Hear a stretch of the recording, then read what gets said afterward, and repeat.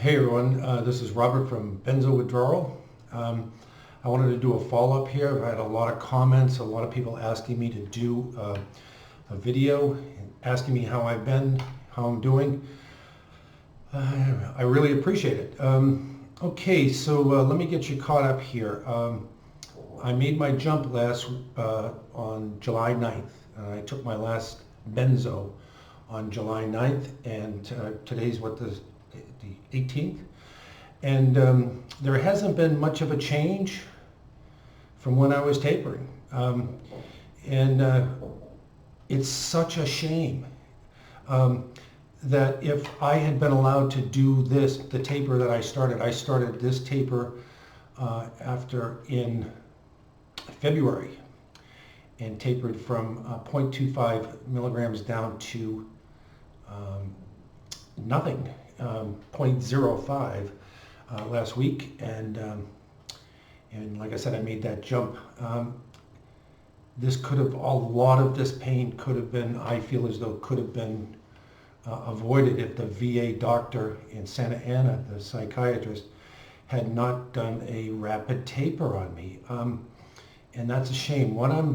The side effects the symptoms that I'm still feeling today are, I still have tinnitus, which is, it's, when people say that, it's ringing in your ears, it's not ringing in your ears.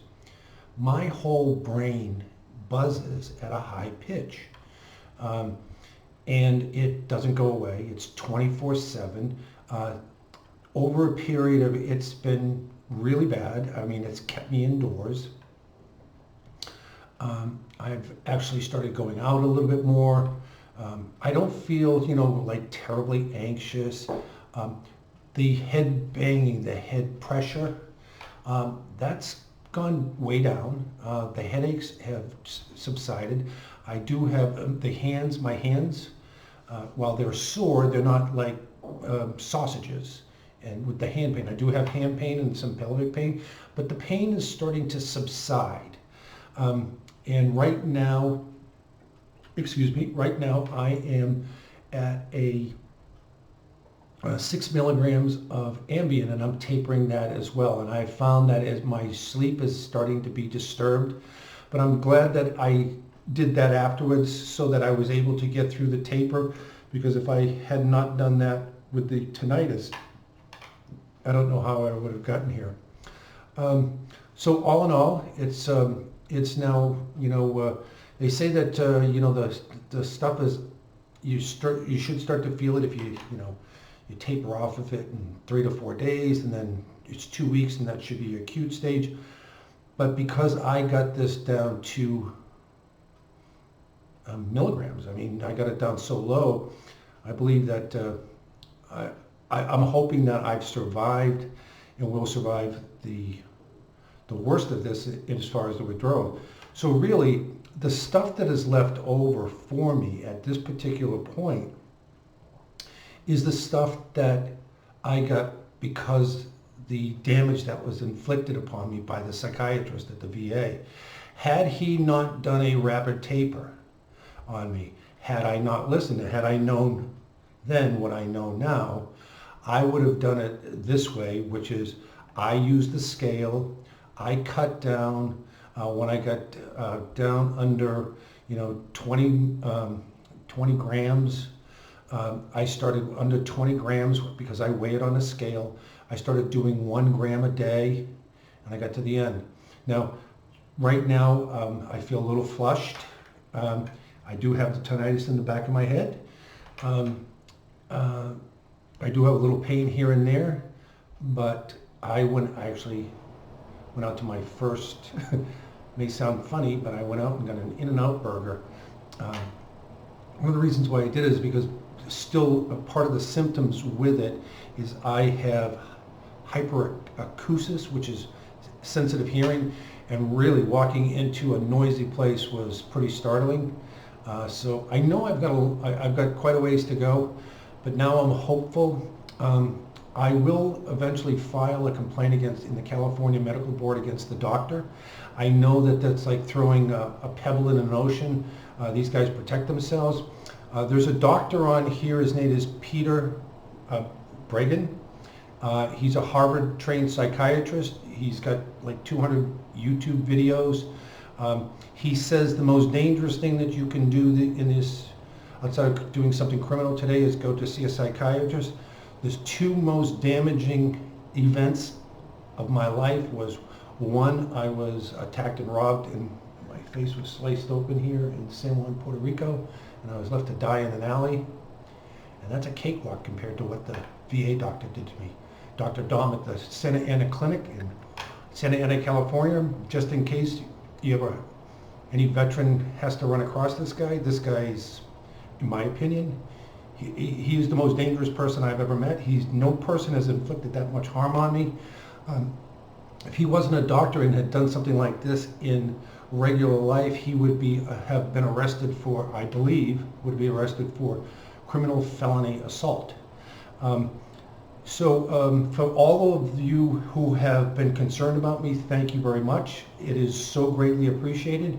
I've had so much reply. I'm going to continue to try to heal. I'm trying to eat good. I don't drink any coffee anymore. My sugar intake is down. So I've done a lot of stuff. My main thing is that if I can get this tinnitus down, I can get my life back. And I know that people take this stuff to treat tinnitus, but this stuff, the tinnitus was not an issue before this, before the rapid withdrawal. Still a little trouble speaking. But all in all, I feel as though that I'm starting to recover. I've got a little ways to go, about 40, 50 days to go as far as the Ambien. And I'm going to be completely pharma-free. No tobacco, no pot, no nothing. Imagine that, to be at a place in your life where I'm completely free of any kind of prescriptions and free of doctors. Imagine that. Imagine that. I used to trust doctors. I don't trust doctors at all anymore. I really, really do not trust doctors. Because doctors are not getting their information they're not listening to their patients like I feel as though they are. They're listening to the pharmaceutical companies.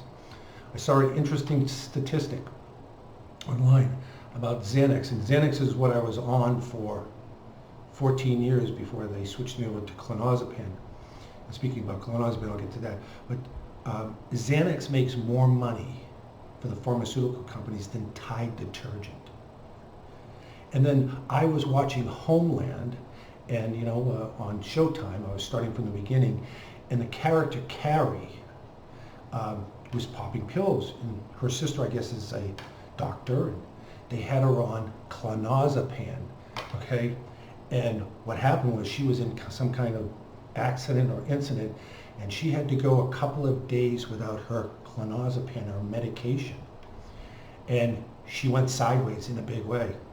And what happened was they thought she was bipolar. The next thing you know, she's in a mental institution, and I just thought it was very strange, she didn't get her medication, now they treat her as bipolar, now they're giving her electric shock therapy in her brain. And nobody thought to think, something, maybe the young lady is in benzodiazepine withdrawal. I just, sort of stuff like that just sort of sticks out to me today. You see something and all of a sudden you become very aware of it. But I just want to say thanks to everybody. I hope that you can see it. I'm feeling a little bit better, and I'm looking forward to getting well. I'll post another video here in a couple of weeks. Once again, thanks everybody. Leave a comment. All your love, prayers, and appreciation, and the stories that you've shared with me have been very important to me to help me get through this tough time. Thanks again. Have a wonderful night.